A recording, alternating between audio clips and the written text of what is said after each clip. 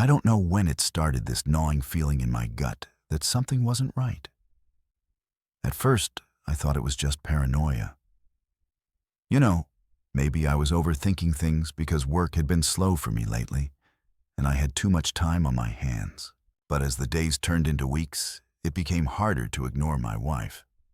Emily wasn't the same, not with me, not at home, not even in the little routines that had once made us us. She started staying late at work. More often than not, she's in marketing, a high-stress field, so I understood the occasional late night. But it became a pattern, a frustratingly consistent one. Her excuses were always airtight. "We're finalizing the campaign," or "My boss, Mr. Collins, wants the presentation perfect before tomorrow." Mr. Collins. That name started to leave a bitter taste in my mouth. I didn't even know the guy. But the way she spoke about him, it was different. It wasn't just respect or admiration. It was almost like reverence. And then there were the secretive phone calls. Emily would step into the hallway or out onto the porch when her phone buzzed, her voice dropping just low enough that I couldn't make out the words. Whenever I asked, she'd wave it off. "Work stuff, honey." She'd say, planting a quick kiss on my cheek before disappearing into another room. But the kiss wasn't the same anymore. It felt rushed, like a chore. She had to check off her list. Her distance wasn't just emotional. It was physical, too. The woman who once leaned into my shoulder during movie nights now sat at the edge of the couch, engrossed in her phone. The warmth that had been a constant in our marriage was slowly being replaced by an invisible wall, one that I couldn't climb, no matter how hard I tried. I remember one evening vividly. We were sitting at the dinner table, and I asked her how her day went.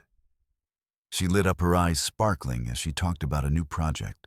But the way she said it, "Mr. Collins had this brilliant idea," made my stomach CH. I forced a smile, nodding as if I cared about her boss's brilliance. Deep down, I knew I was losing her to something or someone I couldn't see. Still, I told myself it was all in my head. Maybe I was insecure. Maybe I was projecting my own frustrations about work onto her. I even blamed myself for not being the exciting husband she deserved. But then came the moment that changed everything. It was a Saturday afternoon. Emily was out running errands, and I was tidying up around the house when her phone buzzed on the kitchen counter. Normally, I wouldn't touch it. We always had this unspoken rule about private privacy. But something compelled me, an instinct I couldn't ignore. I picked up the phone and glanced at the screen. It was a message from Alpha Collins. My blood ran cold. I didn't open the message immediately. My hands were shaking so badly that I had to put the phone down and take a deep breath. Then I tapped on the screen. "Can't wait to see you. Monday. You look stunning." Yesterday, as always. My heart sank. Stunning. Yesterday, she told me she was working late in the office. Yet here was her boss complimenting her like they were on a date. I didn't know whether to feel angry, betrayed, or just stupid for not seeing it sooner. I didn't confront her right away. Instead, I spent the rest of the day in a haze, replaying every interaction we'd had over the past few weeks. The puzzle pieces were falling into place, and the picture they painted was one I didn't want to see. My wife, the woman I'd built a life with, shared dreams with, was slipping away from me. And the worst part, she didn't even seem to notice. That night, as she sat on the couch scrolling through her phone, I sat across from her, studying her face. I wanted to scream, to ask her why, to beg her to tell me I was wrong, but I didn't. Instead, I smiled and asked if she wanted tea, because sometimes when you're standing at the edge of a cliff, you need a moment to steady yourself before deciding whether to jump or pull back. I wasn't ready to jump. Not yet. Sunday morning came, and I woke up before Emily. I lay there for a while, staring at the ceiling, the weight of yesterday's discovery pressing down on me. Alpha Collins. I kept repeating the name in my head like a mantra that made me angrier with each repetition. It felt so ridiculous, like something out of a bad soap opera. But this wasn't fiction. This was my life. And somehow, my wife was at the center of it with him. She was still asleep when I got up her phone, lying on the bedside table, screen down. I glanced at it, that same instinct from the day before, gnawing at me. I didn't want to be the guy who snoops through his wife's phone. But what choice did I have now? She'd crossed a line, and I needed answers. I picked up the phone, my hands trembling again. The lock screen stared back at me, mocking my hesitation. But then I remembered something Emily once mentioned, that she used my birthday as her passcode because it was easy to remember. The irony wasn't lost on me as I keyed in those 4 digits and watched the phone unlock my stomach. Churned as I scrolled through her messages. Most of them were innocent enough. Chats with her friends, reminders from her mom. But then I found the thread with Alpha Collins. I opened it, and there it was, everything I'd been afraid of. Spelled out in cold, unfeeling text last night was amazing. I love how you laugh when you're with me. Don't let him make you feel guilty. You deserve better. Counting the days until I can hold you again. Each message felt like a dagger twisting deeper with every word. I could practically hear his smug, condescending tone in my head, and Emily, my Emily, was replying with hearts and smiling emojis like a L-struck teenager. I sat down on the edge of the bed, my breath coming in shallow gasps. My hands were gripping the phone so tightly that I thought I might crush it. My mind raced trying to process what I was reading. Was this really happening? Was my wife, the woman I trusted more than anyone, having an affair with her boss? And then I saw it. A photo. I almost didn't want to open it, but my finger moved before I could stop myself. It was a picture of them taken in what looked like a fancy restaurant. She was dressed in the same outfit she'd worn on one of her supposed late nights at work. Her smile was radiant. But it wasn't for me. It was for him. The betrayal hit me like a punch to the gut. It wasn't just the texts or the photo. It was everything. The lies, the secrecy, the way she'd slowly pulled away from me without even giving me a chance to fight for her. And then there was him, this so-called alpha, who thought he could walk into my wife's life and take what didn't belong to him. I put the phone down my head and my hands. I felt a mix of emotions. Anger, sadness, humiliation. I wanted to wake her up, to demand an explanation, to make her look me in the eye and tell me why. But I didn't not. Yet I needed time to think, to figure out what I was going to do. When Emily finally woke up, she smiled at me like nothing was wrong. "Morning, honey," she said, her voice warm and cheerful. I stared at her, wondering how she could act so normal when she was hiding something so devastating. Part of me wanted to call her out right then and there, but another part of me wanted to wait to gather more evidence to make sure I wasn't missing anything. So I played along. I kissed her on the forehead, made her breakfast, and pretended like everything was fine. But inside I was falling apart. Every time she smiled at me, I wondered if she was thinking about him. Every time her phone buzzed, I wondered if it was another message from her so-called alpha. By the end of the day, I had made up my mind. I couldn't ignore this any longer. I needed answers, and I needed them from her. But this wasn't going to be a screaming match or a rushed confrontation. No, I wanted to hear her say it. I wanted her to admit what she had done and look me in the eyes when she did it. That night, as we sat on the couch watching TV, I turned to her and said, "Emily, we need to talk." She froze her hand halfway to the popcorn bowl. "What's wrong?" she asked, her voice cautious. I took a deep breath, trying to steady myself. "I know about you and Collins." Her face turned pale, and for a moment she didn't say anything. Then she laughed nervously. "What are you talking about?" I pulled out her phone, showing her the messages in the photo. "This." I said, my voice low and steady. This is what I'm talking about.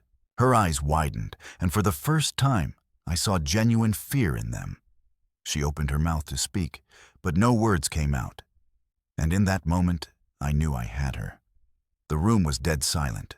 Emily just sat there, her face pale and her mouth slightly open, as if she couldn't believe I'd actually confronted her. I didn't say anything at first. I just let the weight of the evidence sink in. Her phone was still in my hand, the messages staring back at both of us like the undeniable truth they were. "You're not even going to deny it, are you?" I finally said, my voice calm but trembling slightly at the edges. She looked down, avoiding my gaze. "It's not what it looks like," she whispered. But even she didn't sound convinced by her own words. "Not what it looks like." I repeated, my voice rising. "Emily, I read the messages. I saw the picture. Don't insult me by pretending there's some innocent explanation for this." She finally looked up at me, her eyes filled with something that wasn't guilt. It was defiance. "Okay," she said, crossing her arms. "Yes, I've been spending time with Collins. But it's not like I planned for this to happen. It just did. It just did." Those words hit me harder than any punch ever could. As if cheating on your husband was something that could just happen, like tripping over a crack in the sidewalk. My hands clenched into fists, but I forced myself to stay calm. Losing my temper wouldn't solve anything. "So what?" I asked, my voice cold. "You accidentally fell into his arms, accidentally. Let him call you stunning and tell you that you deserve better. Is that how it works?" She flinched, but didn't back down. "You don't understand," she said. Her tone defensive. "He makes me feel appreciated. He listens to me, he don't." I interrupted, holding up a hand. "Don't you dare finish that sentence. Because whatever he does for you, it doesn't justify what you've done to me. To us." Her expression softened for a moment, and I thought maybe, just maybe, she would apologize. But then her defenses went back up. "Maybe if you'd been more present," she snapped, "I wouldn't have needed someone else to make me feel special." That was it. The floodgates opened, and all the anger I'd been holding back came rushing out. "Are you kidding me?" I said, standing up. "I've been here, Emily, every single day. I've been here trying to be the best husband I can be. But apparently that's not good enough for you, because your boss decided to play the role of the alpha male, and you fell for it." She stood up too, her eyes blazing. "You think this is easy for me?" she shot back. "Do you have any idea how lonely I felt? How much pressure I'm under at work? Collins understands that he supports me in ways you never have." I laughed bitterly. "Oh, he supports you, does he? I'm sure. That's what he tells every woman he's sleeping with. You think you're special, Emily. To him, you're just another conquest." Her face turned red, whether from anger or shame. I couldn't tell. "You don't know him," she said through gritted teeth. "And I don't need to." I replied, "I know enough. I know he's a coward who preys on women who are too blind to see through his act. And I know that you let him." We stood there, facing off like two boxers in the ring. I was angry, hurt, and disgusted all at once. But more than anything, I was disappointed. Disappointed in her, in our marriage, and in myself for not seeing this coming. "Here's what's going to happen," I said, my voice low and steady. "You're going to end this today. You're going to tell him it's over, and you're going to cut all contact with him. If you don't, you can pack your bags and leave, because I'm not going to share my wife with another man." Her eyes narrowed. "You don't get to tell me what to do." "Oh, I think I do." I shot back, "because the moment you decided to cheat on me, you forfeited the right to play the victim. So it's your choice, Emily, him or me. She didn't answer right away. Instead, she sat back down on the couch, her face unreadable.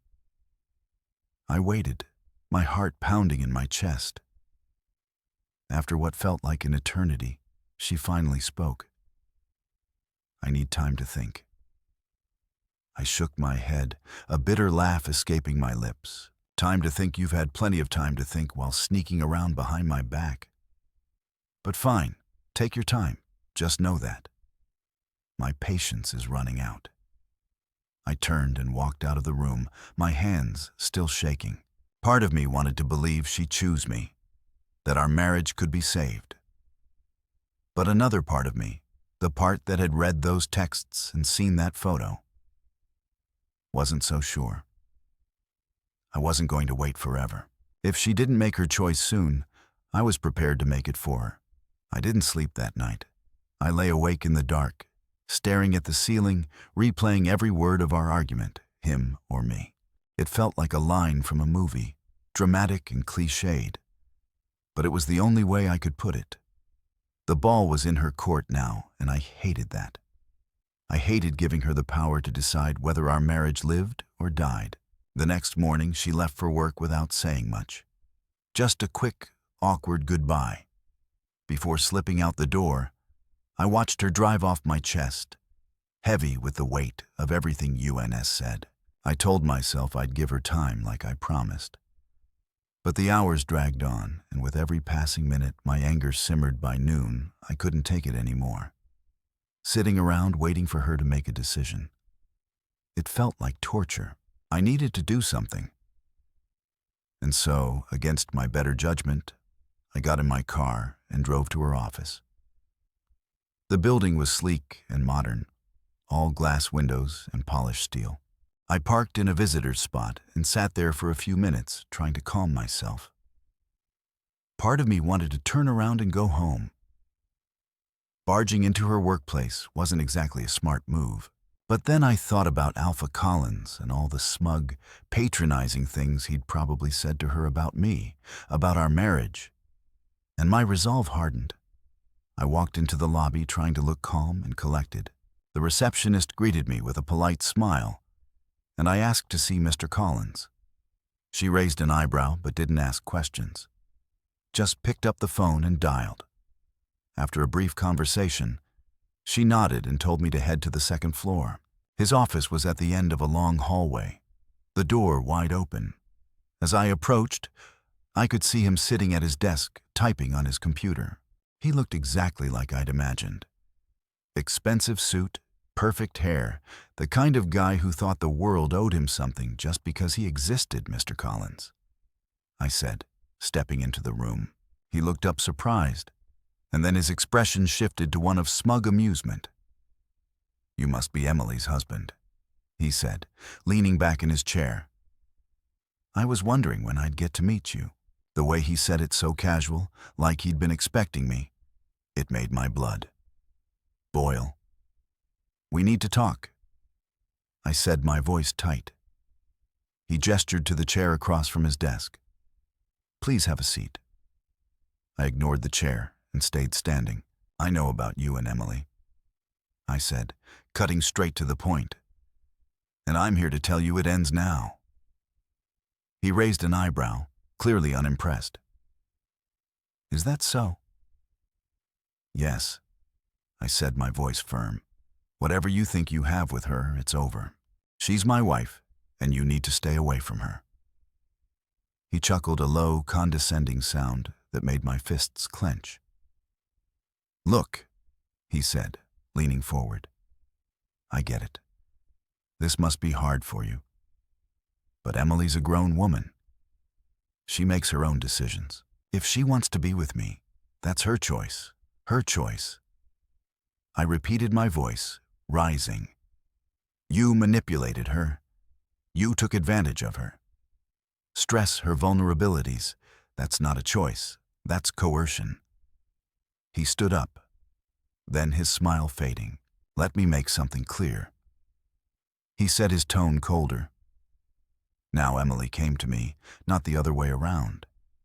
And if she's unhappy in your marriage, that's not my problem. Maybe you should look in the mirror. Before blaming me, I took a step closer, my anger bubbling to the surface.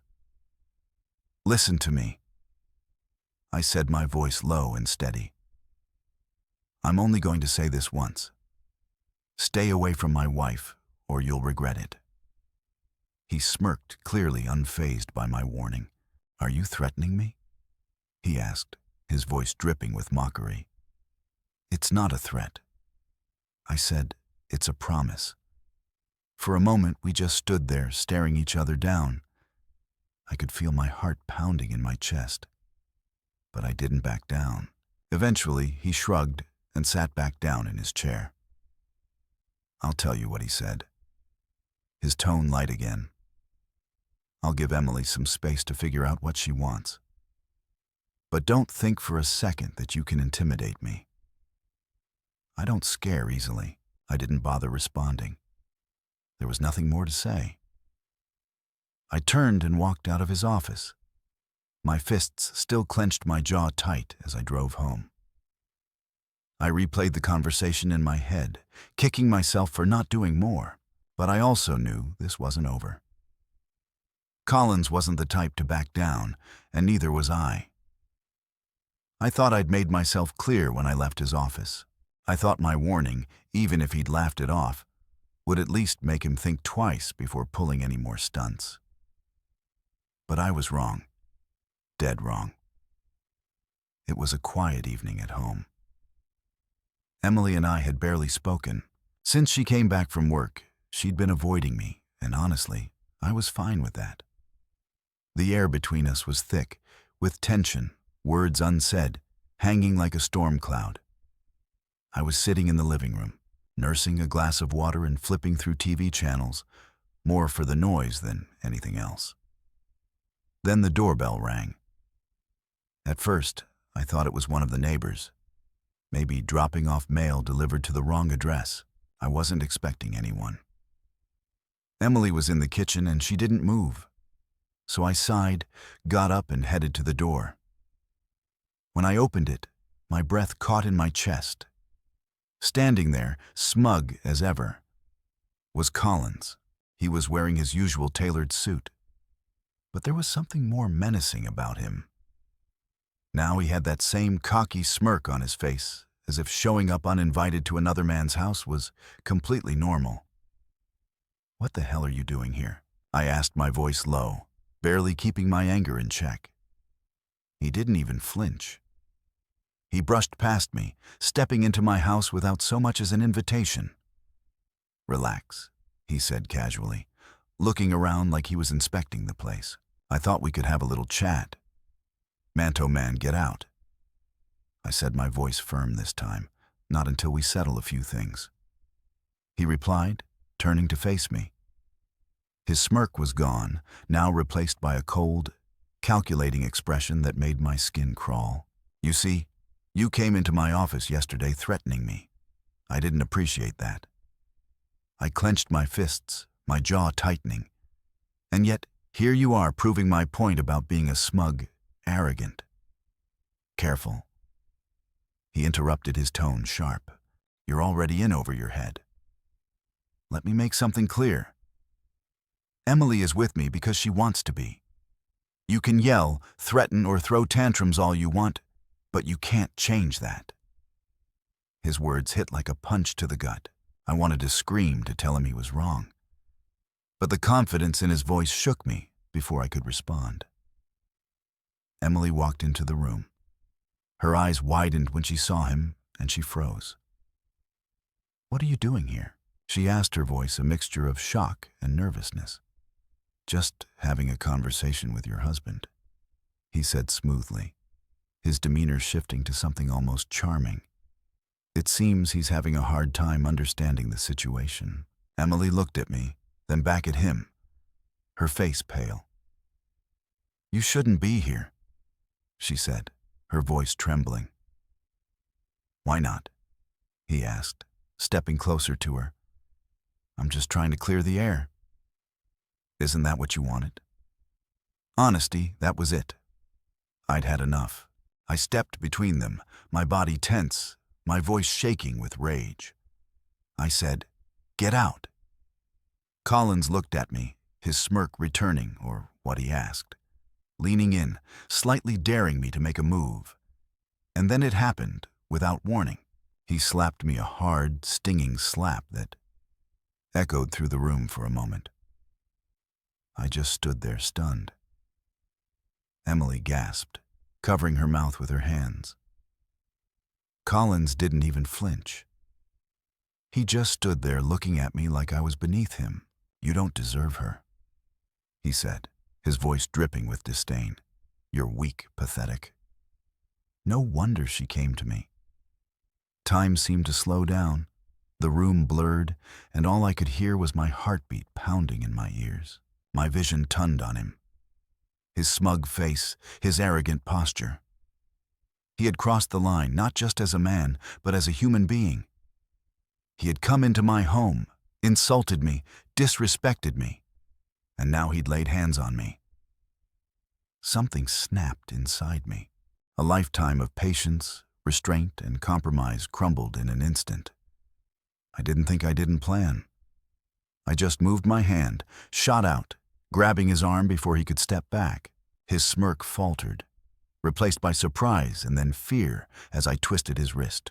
"You think you can come into my house, insult me, and walk away?" I growled, my voice low and dangerous. He tried to pull away, but I didn't let go with a surge of strength I didn't know I had. I forced him down, twisting his arm until I heard the sickening crack of bone. He screamed, a high-pitched, panicked sound that only fueled my anger. I let go and he stumbled back, clutching his now useless hand, his face pale with pain. Emily screamed, rushing forward, but I stopped her with a look. "Stay back," I said, my voice cold. Collins looked at me, his bravado gone, replaced by fear. "You're insane," he spat, cradling his broken hand. "Hand, you'll pay for this." "Get out of my house," I said, stepping toward him, "and if I ever see you again, you'll leave with more than a broken hand." He didn't argue. He staggered to the door, throwing one last glare over his shoulder, before disappearing into the night. I turned to Emily, who was staring at me like she didn't recognize the man in front of her. "This ends now," I said, my voice trembling with emotion. "You decide tonight, Emily, him or me." And with that I walked away, leaving her standing in the wreckage of everything we'd built. When Collins finally limped out of my house, clutching his broken hand, like the coward he truly was, I didn't feel the relief I expected. Instead, there was a strange stillness. The air felt heavier, as if the weight of everything that had happened was pressing down on me. I stood in the living room for a moment, staring at the door he just slammed behind him. My chest heaved with deep, uneven breaths. But my mind was eerily calm. For the first time in weeks, I felt like I was the one in control. Emily stood a few feet away, frozen. Her hands were clasped over her mouth, and her wide eyes darted between me and the door. It was almost as if she didn't recognize me anymore. Maybe she did. Maybe I didn't recognize myself either. "You broke his hand," she finally whispered, her voice barely audible. I turned to her, my face unreadable. "What did you expect me to do, Emily? Let him walk in here, slap me, insult me, and leave like nothing happened?" My voice wasn't loud, but it carried the weight of everything. I was feeling anger, hurt, betrayal. She shook her head, her hands trembling. "I didn't think it would. I didn't think you'd do that." I let out a bitter laugh, shaking my head. "Of course you didn't. Because you've spent the last few weeks convincing yourself that I'm weak, that I'm the lesser man compared to your alpha boss. Isn't that what he told you? That I don't deserve you?" She didn't answer, and her silence was all the confirmation I needed. I took a step closer to her, my voice hardening. You let him into our lives, Emily. You let him come between us. And when he showed up here in our house, you didn't even try to stop him. You just stood there watching while he disrespected me, while he slapped me. So don't you dare act. Shocked now that I stood up for myself, her lower lip trembled, and for a moment I thought she might cry. But then her expression hardened, and she crossed her arms. You didn't have to break his hand. She snapped her voice. Rising, you've turned this into something even worse. Worse, I shot back my anger, flaring again. You think I made this worse? Let me remind you, Emily. You're the one who cheated. You're the one who brought him into our lives. I'm just cleaning up the mess you made. The words hit her like a slap, and she recoiled, her face pale. I almost felt bad for a second, almost. But then I remembered the texts, the late nights, the lies. Whatever guilt I felt was drowned out by the memory of how she had betrayed me. You need to make a decision.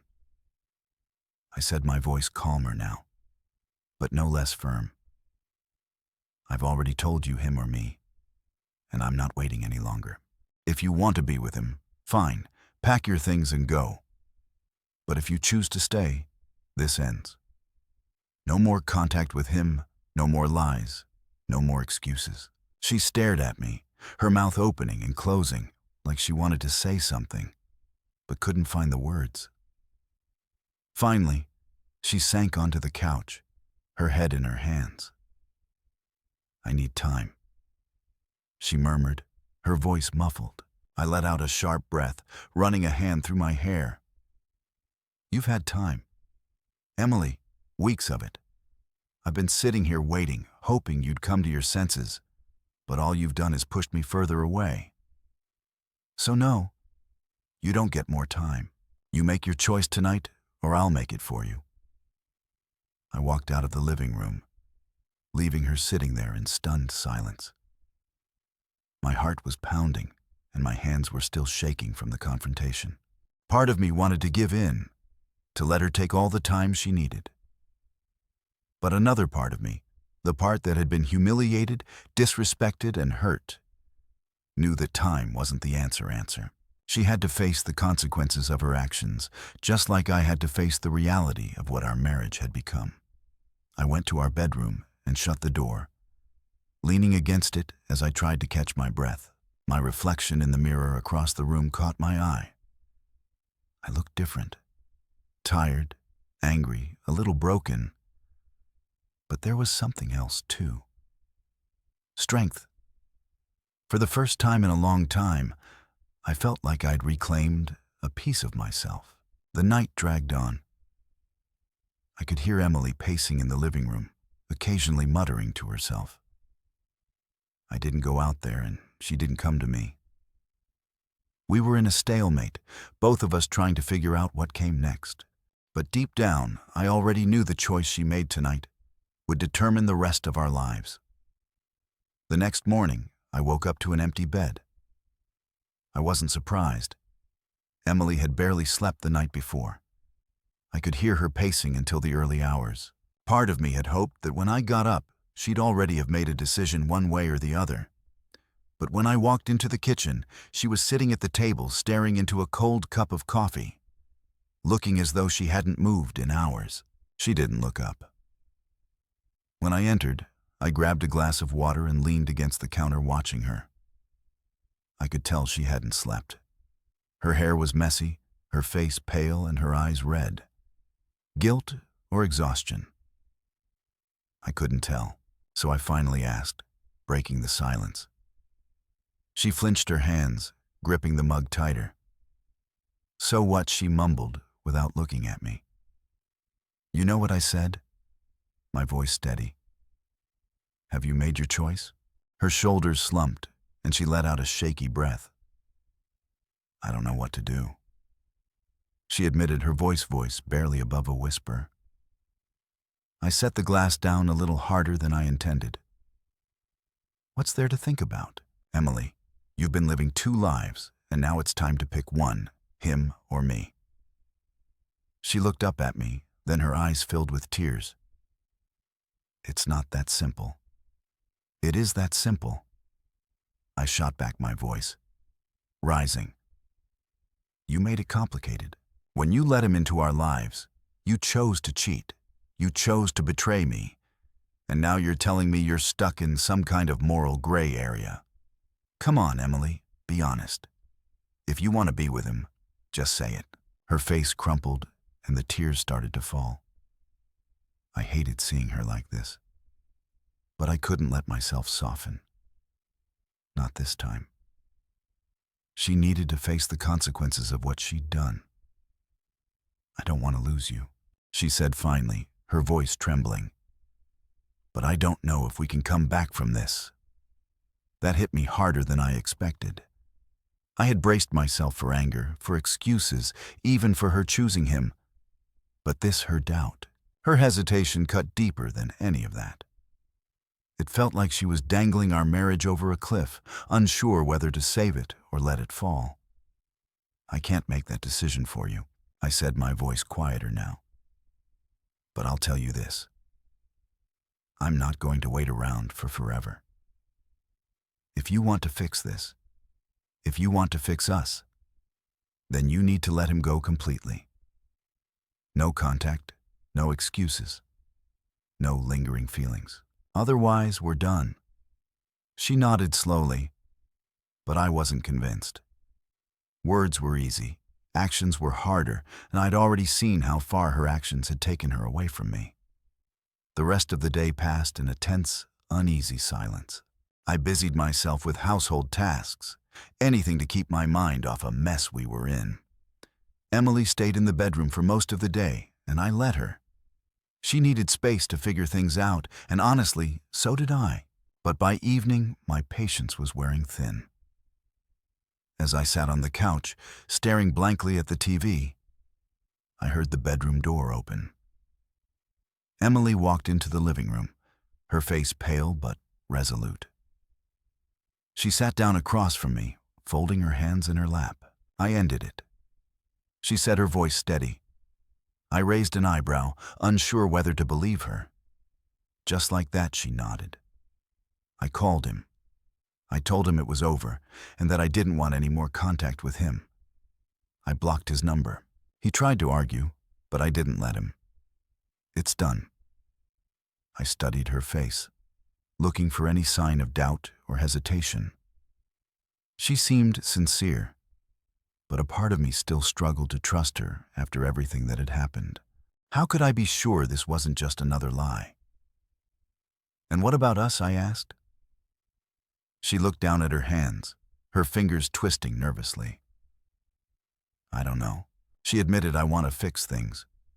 But I don't know how I've hurt you so much, and I don't even know if you'll ever forgive me. Her honesty took me by surprise. For the first time in weeks, she wasn't defensive or evasive. She was just vulnerable. It didn't erase what she'd done, but it was a start. I don't know if I can forgive you either, I said honestly.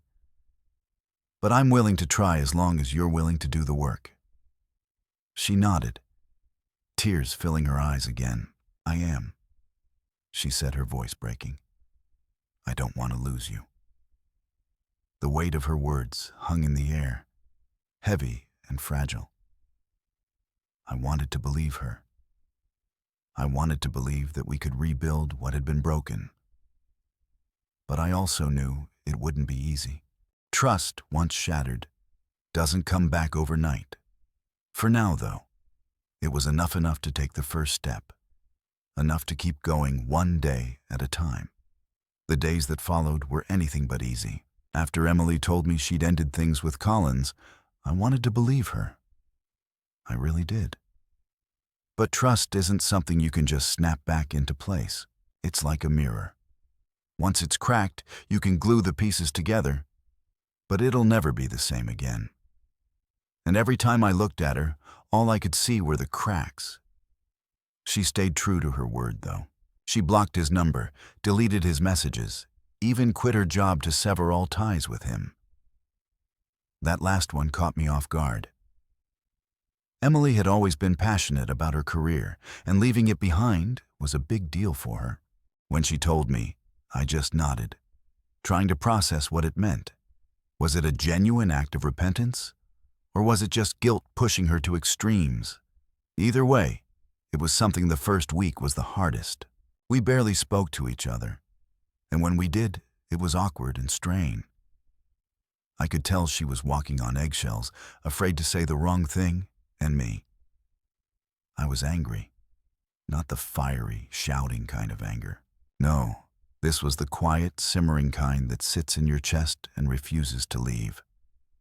I didn't yell or lash out, but every now and then I'd catch myself throwing sharp comments her way. Little jabs that I knew would hurt. "You're awfully quiet," I said. One evening, as we sat at the dinner table thinking about him, her fork froze midair, and she looked up at me with wide eyes.